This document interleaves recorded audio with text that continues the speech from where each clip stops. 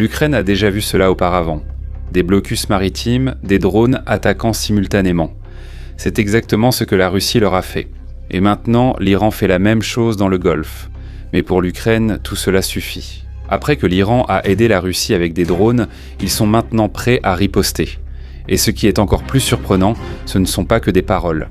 Ils prennent déjà des mesures concrètes pour aider à ouvrir le détroit d'Ormuz.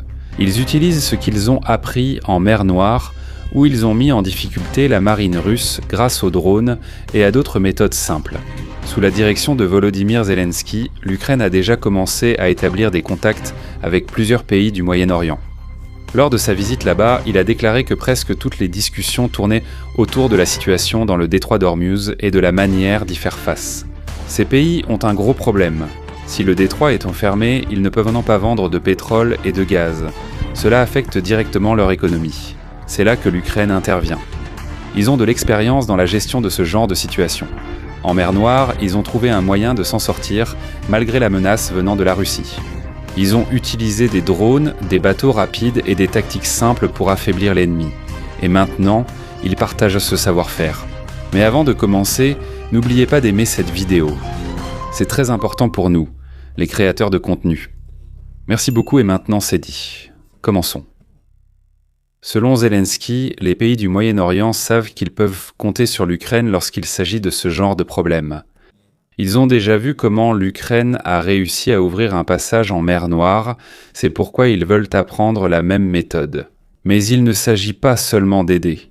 Pour l'Ukraine, c'est aussi une occasion de renforcer ses liens avec les pays riches. Ces pays ont la capacité de les aider, surtout dans leur lutte contre la Russie. En d'autres termes, deux choses se passent. L'Ukraine aide à résoudre le problème dans le détroit d'Ormuz, tout en renforçant sa propre position dans le monde. Et si tu regardes bien, il y a une raison pour laquelle on se tourne vers eux dans ce genre de situation. De nos jours, peu de gens ont une telle expérience. Et l'un des exemples les plus clairs, c'est l'Ukraine. Le 21 mars, Andriy Sybiza a déclaré que ce qui se passe dans le détroit d'Ormuz est tristement familier pour l'Ukraine. Selon lui, la Russie a déjà fait cela en mer Noire. Ils ont bloqué le commerce maritime pour affaiblir l'économie de l'Ukraine et obtenir un avantage dans le conflit. C'est vrai. Dès le début de l'invasion de Vladimir Poutine, la Russie a bloqué les ports ukrainiens en mer Noire. Même si la méthode diffère de celle de l'Iran, l'effet est le même. La Russie a utilisé de grands navires de guerre de sa flotte de la mer Noire, tandis que l'Iran utilise de petites embarcations, des missiles et des drones. Mais pour l'Ukraine, le résultat est le même. Ils ont perdu d'énormes revenus. Cela atteint environ 20 milliards de dollars par an. Une grande partie de ces revenus provient de l'exportation de céréales vers l'Asie et l'Afrique. Mais ils ne se sont pas arrêtés là. Ils ont trouvé un moyen de se relever. L'Ukraine a utilisé des missiles à longue portée comme le Storm Shadow pour frapper de grands navires, des navires russes. En même temps, ils ont fabriqué des drones navals comme le Magura et le Sea Baby. Ils les ont utilisés pour attaquer les navires russes, que ce soit dans le port ou en pleine mer. Avec le temps, ces drones deviennent de plus en plus performants. Maintenant, ils sont même capables de transporter des missiles et des drones FPV. Cela signifie qu'ils peuvent toucher des cibles plus éloignées et avec plus de précision. Petit à petit, la puissance de la Russie en mer Noire a diminué. La flotte qui faisait peur au début a été réduite d'environ un tiers. Beaucoup de leurs navires se sont retirés à cause de la menace constante des drones ukrainiens. Et maintenant, la situation a changé. Même s'il y a toujours une menace, les cargos peuvent désormais entrer dans les ports ukrainiens, surtout à Odessa. Jusqu'à 200 navires passent chaque mois. Cela a été rendu possible parce que l'Ukraine n'a pas seulement attaqué. L'Ukraine a aussi trouvé un moyen de protéger les navires pendant leur trajet. C'est là qu'on voit la leçon importante. Attaquer ne suffit pas. Il faut accompagner cela d'une défense et d'un plan bien organisé. Et c'est ce que les pays du Golfe veulent obtenir. Ils subissent dans des pertes à cause du blocus de l'Iran. C'est pourquoi ils veulent utiliser la même méthode que celle employée par l'Ukraine en mer Noire. Selon Volodymyr Zelensky, l'Ukraine partage déjà ses connaissances. Cela inclut la conclusion d'accords sur les armes et les technologies qu'ils ont déjà prouvées efficaces contre la Russie. En d'autres termes, ce que l'Ukraine a fait en mer Noire n'est plus seulement une solution propre à l'Ukraine. Aujourd'hui, cela sert également de guide pour d'autres pays confrontés au même problème. Volodymyr Zelensky a souligné l'importance de ces nouveaux accords. Selon lui, cela a un impact énorme car c'est la première fois que l'Ukraine établit ce type de relation avec des pays du Moyen-Orient. Même si tous les détails n'ont pas été révélés, selon The Kyiv Independent, la plupart des accords concernent la défense aérienne. Parmi les pays qui ont accepté cela figurent le Qatar, l'Arabie Saoudite et les Émirats Arabes Unis. Ils veulent obtenir non seulement des armes, mais aussi l'expérience de l'Ukraine.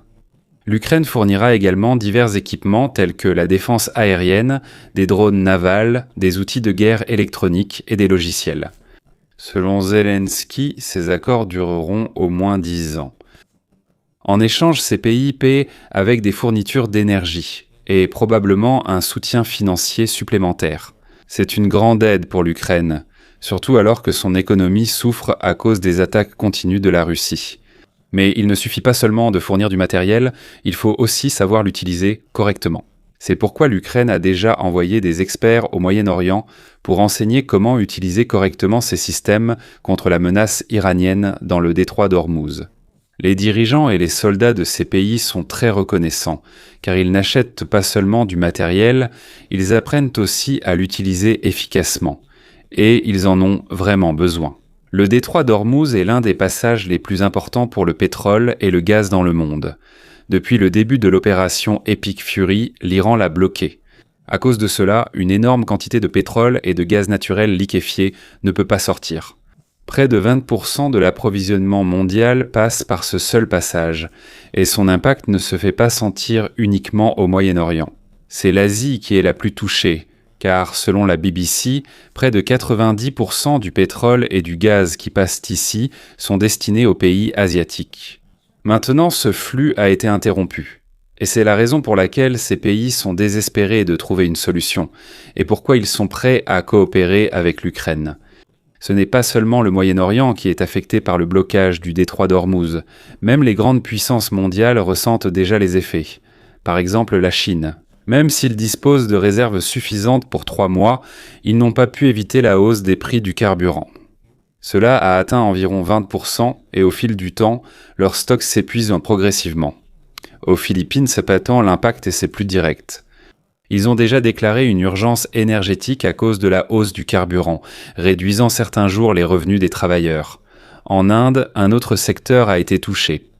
L'industrie de la céramique est affectée. Environ 400 000 personnes y travaillent. Ils ont été contraints d'arrêter leurs opérations en raison de la pénurie et de la hausse des prix de l'énergie. Selon NBC News, le prix du pétrole a même atteint $119 par baril. On n'avait pas vu un tel prix depuis le pic de la pandémie, où il y avait un énorme problème d'approvisionnement dans le monde entier. Si cette situation continue, ce ne sera pas seulement un problème temporaire. Cela pourrait empirer et devenir un problème encore plus grave. Si l'on compare, ce que la Russie a fait en mer Noire a eu un impact sur l'Ukraine et sur les acheteurs de leurs produits. Mais ce qui se passe actuellement dans le détroit d'Ormuz a un impact beaucoup plus large.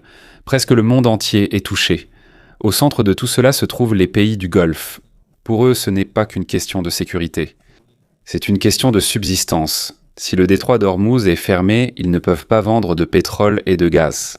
Cela signifie qu'ils perdent leur principale source de revenus qui fait fonctionner leur pays.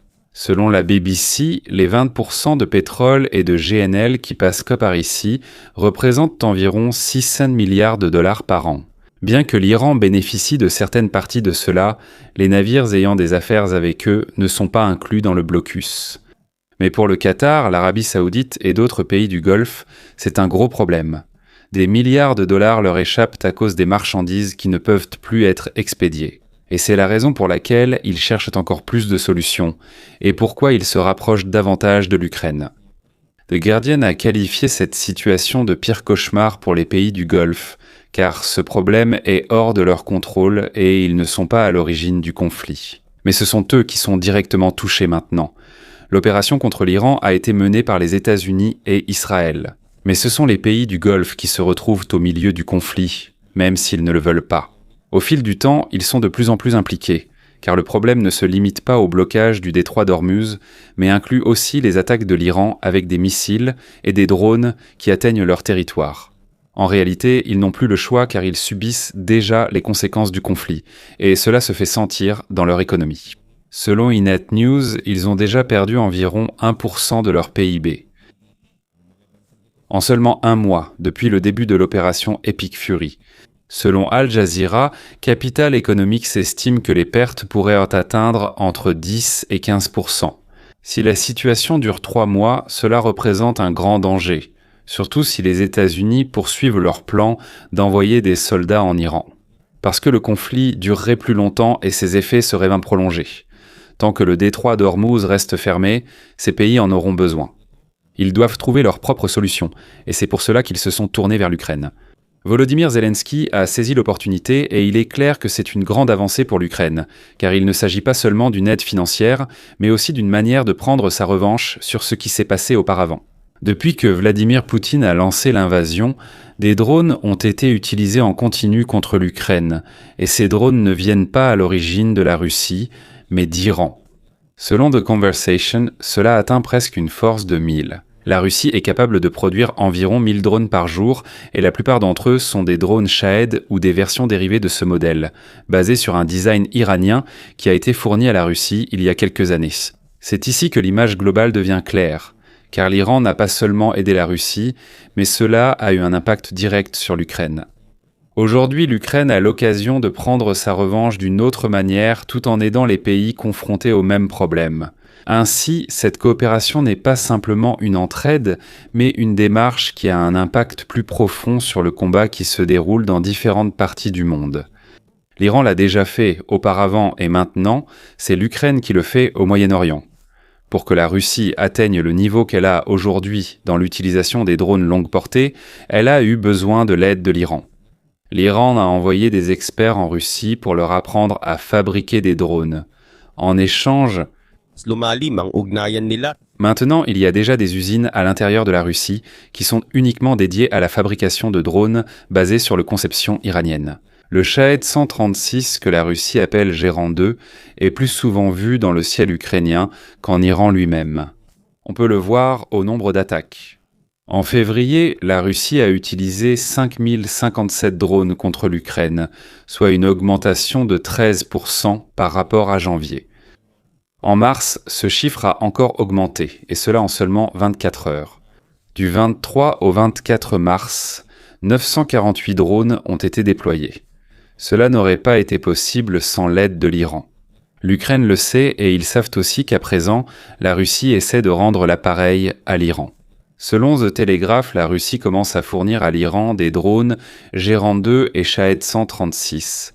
Cela signifie que l'Iran bénéficie également des modifications apportées par la Russie à ces drones, comme une portée plus longue atteignant 600 miles et une vitesse de 111 miles par heure pour un coût d'environ $20 000 chacun. L'Ukraine sait à quel point les drones Shahed peuvent causer des dégâts importants, et maintenant, il se passe quelque chose d'étrange. La méthode qui a été utilisée contre eux, ils l'utilisent de maintenant contre l'Iran. Avant, l'Iran s'est tourné vers Vladimir Poutine pour demander l'aide de la Russie contre l'Iran. Maintenant, c'est l'Ukraine qui se tourne vers les pays du Golfe, des pays que Poutine veut influencer à travers l'Iran. Et il ne se contente pas de faire la même chose. L'Ukraine va encore plus loin. Les Shahed iraniens sont utilisés pour attaquer. L'Ukraine a dû trouver un moyen de les arrêter. En quelques années, ils ont trouvé une solution. Ils ont fabriqué des drones intercepteurs bon marché qui percutent directement les drones Shahed russes dans les airs. Ainsi, ils sont détruits avant même d'atteindre leur cible. Cela signifie qu'ils ne font pas que copier la tactique de l'Iran, ils l'élèvent à un niveau supérieur. Et maintenant, ils partagent cela avec les pays confrontés à la même menace. En février, plus de 70% des drones Shahed lancés par la Russie contre Kiev ont été abattus par les nouveaux drones intercepteurs de l'Ukraine. Ces intercepteurs sont très bon marché. Ils coûtent seulement environ $1150 à fabriquer. Donc ils sont encore moins chers que les drones Shahed iraniens. Et surtout beaucoup moins chers que les coûteux missiles anti-aériens utilisés par les pays du Golfe. Ce n'est pas tout. L'Ukraine fabrique également un intercepteur plus avancé, capable d'abattre tout un groupe de drones en une seule action simultanée. Dans le cadre des nouveaux accords, il est très probable que l'Ukraine partage cette technologie avec ses nouveaux alliés du Golfe. C'est l'avantage évident pour ces pays. Ils ne recevront pas seulement des équipements, mais aussi le savoir-faire pour faire face à la menace des drones iraniens dans le détroit d'Ormuz. Si l'Ukraine partage également la conception de ces drones maritimes comme le Sea Baby, ces pays disposeront d'un moyen peu coûteux pour lutter contre les vedettes rapides de l'Iran en mer. En combinant tout cela, les drones intercepteurs, les drones maritimes et l'expérience de l'Ukraine en mer Noire, ces pays disposeront d'un plan complet pour faire face à ce type de pays. Ce n'est pas qu'une question de force brute. C'est une approche intelligente capable de répondre à la tactique de l'Iran sans disposer d'une puissance de feu équivalente. Pendant ce temps, les États-Unis déploient une force considérable pour résoudre le problème dans le détroit d'Ormuz. Mais ce que font l'Ukraine et les pays du Golfe, c'est une autre méthode. C'est plus simple, moins coûteux et peut être utilisé de façon continue. Il semble que les États-Unis ne s'attendaient pas à ce genre de mouvement, mais cela pourrait même jouer en leur faveur. Surtout lorsque Donald Trump a déclaré que d'autres pays devraient également aider à faire face aux problèmes dans le détroit d'Ormuz. Il semble que l'Ukraine et les pays du Golfe soient vraiment engagés à le faire. Le bénéfice pour ces pays est évident. Mais si l'on regarde de plus près, il est encore plus clair à quel point la démarche de l'Ukraine est intelligente. Pour l'instant, ce que nous voyons, c'est un transfert de technologie et de savoir-faire vers le Golfe pour contrer l'Iran. Mais souvenez-vous, selon Volodymyr Zelensky, ces accords dureront 10 ans. Le Qatar et l'Arabie Saoudite ont déjà accepté ce type d'accord à long terme, et les Émirats arabes unis devraient bientôt suivre selon The Guardian. La véritable stratégie de l'Ukraine devient ici encore plus évidente. Leur conflit dure depuis plus de 4 ans et il ne semble pas y avoir de fin claire en vue, car Vladimir Poutine ne cède pas sur ses exigences. Ainsi, à mesure que le conflit se prolonge, l'Ukraine trouve des moyens non seulement de survivre, mais aussi de devenir encore plus forte. Pour l'Ukraine, partager aujourd'hui une grande partie de son expertise en matière de drones n'est pas simplement un acte d'entraide, c'est un plan à long terme. À l'avenir, ils pourront compter sur leurs nouveaux alliés du Golfe pour un soutien financier et les équipements de défense. Ils ont besoin d'une défense plus avancée contre les missiles russes. Et il est possible qu'il y ait une coopération encore plus approfondie dans le domaine de l'énergie et de la production d'armes à mesure que ces accords se prolongent. En d'autres termes, l'Ukraine prépare déjà son propre avenir en tant que nation indépendante. Et ils le font en collaborant avec des pays qui ont déjà ressenti l'influence de Vladimir Poutine à travers la relation entre la Russie et l'Iran. C'est ici que la situation devient particulière. Une chose que presque personne n'a remarqué, il semble que l'Ukraine pourrait être l'un des plus grands bénéficiaires de l'opération Epic Fury. Leur expérience dans la gestion des drones russes, issus de conception iranienne, est maintenant devenue leur force. Ils s'en servent pour prouver qu'ils sont des alliés plus utiles que la Russie. Selon Oleksandr Kraïev du Ukrainian Prism Foreign Policy Council, cette expérience peut être échangée contre une sécurité renforcée et une meilleure position lors des négociations avec d'autres pays. L'Ukraine montre qu'elle peut offrir une aide plus précieuse que la Russie, surtout aux pays qui dépendent que de Moscou depuis longtemps. Et maintenant, cela commence à changer petit à petit. Alors que Poutine tente d'obtenir le soutien de l'Iran face à la forte pression des États-Unis, l'influence de la Russie au Moyen-Orient s'affaiblit progressivement. Les pays qui comptaient autrefois sur la Russie pour les armes et la sécurité commencent maintenant à se tourner vers l'Ukraine. Auparavant, la relation entre l'Ukraine et ces pays se limitait principalement au commerce, comme l'achat d'une grande partie de leur soja, blé, maïs et huile de tournesol. Aujourd'hui, la relation est devenue plus profonde. Ce n'est plus seulement une question de commerce. Il s'agit désormais de sécurité, de technologie et de coopération à long terme. Et cela représente un danger pour l'Iran. C'est aussi dangereux pour la Russie. Dans l'un des événements les plus inattendus de la politique mondiale moderne, plus de 4 ans de conflit ont placé l'Ukraine dans une nouvelle position. Non seulement comme un pays qui lutte pour survivre, mais aussi comme un acteur clé, non seulement en Europe, mais aussi au Moyen-Orient. Cependant, on ne peut pas ignorer que l'expertise de l'Ukraine en matière de drones ne pourra pas être utilisée immédiatement. Cela prendra encore du temps pour l'enseigner, le mettre en œuvre correctement et le rendre efficace dans une situation réelle. Le détroit d'Ormuz reste fermé et le problème persiste, avec des effets ressentis dans le monde entier. Et tandis que l'Ukraine et les pays du Golfe s'affairent à élaborer une solution à long terme, les États-Unis ont également leur propre plan pour rouvrir cette voie de passage essentielle. À ce stade, il devient de plus en plus clair qu'il ne s'agit pas simplement d'une coopération entre l'Ukraine et les pays du Golfe. Cela devient progressivement un mouvement plus vaste qui a un impact sur une plus grande partie du monde. Lorsque des pays confrontés aux mêmes problèmes commencent à coopérer, la recherche de solutions s'accélère. Ils ne comptent plus sur un seul pays. Au lieu de cela, ils combinent leurs expériences et les méthodes qui ont déjà fait leurs preuves sur le terrain. Pour les pays du Golfe, c'est important car ils n'ont plus besoin de repartir de zéro. Ils ont déjà une base et comme ils ont vu ce que l'Ukraine a fait en mer Noire, ils ont davantage confiance que cela peut aussi fonctionner dans leur situation. Cela influence aussi la perception des autres pays. Lorsqu'ils voient qu'il y a un groupe qui coopère et qui a une direction claire, ils deviennent plus ouverts à la collaboration. Même s'ils ne rejoignent pas tout de suite, ils commencent à s'intéresser à la possibilité d'une coopération. De cette manière, un réseau plus large de pays partageant un même objectif se forme progressivement. Même si ce n'est pas une alliance formelle, cela commence par la coordination et l'échange d'informations.